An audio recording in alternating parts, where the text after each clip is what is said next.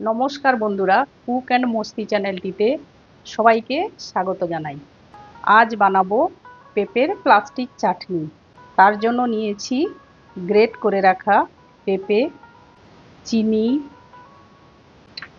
পাতিলেবু, সাদা তেল, চেরি, কিশমিশ, কাজু।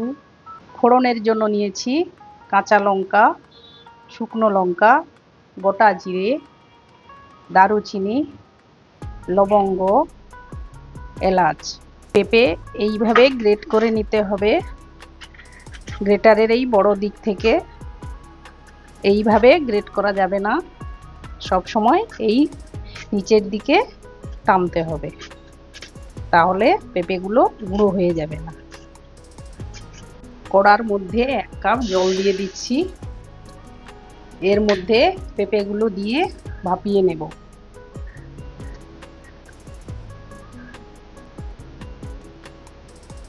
এর মধ্যে নুন অল্প করে হলদি দিয়ে নেড়ে ঢাকা দিয়ে দেব। ভালো করে সেদ্ধ হয়ে গেলে ঢেলে নেব। পেঁপে ভাপানো হয়ে গিয়েছে। পেঁপে থেকে এবার জলটা ছেঁকে নেব। কড়ার মধ্যে সাদা তেল অল্প করে দিয়ে দিলাম। এর মধ্যে গোটা গরম মশলা, গোটা শুকনো লঙ্কা, গোটা জিরে ফোড়ন দিয়ে দিলাম।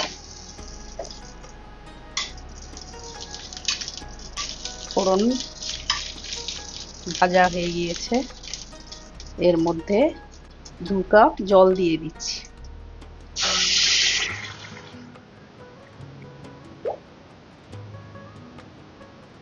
এর মধ্যে 1 বাটি চিনি দিয়ে দিচ্ছি। ভালো করে ফুটে উঠেছে। এর মধ্যে এবার সেদ্ধ করে রাখা পেঁপেগুলো দিয়ে দেব।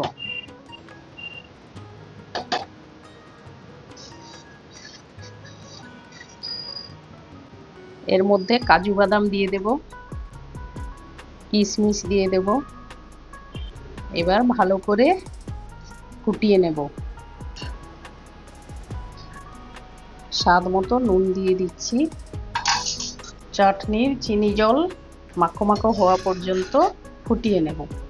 জল প্রায় শুকিয়ে এসেছে। এর মধ্যে 4টে কাঁচা লঙ্কা দিয়ে দিলাম। এর মধ্যে দিয়ে দেব অর্ধেক পাতিলেবুর রস,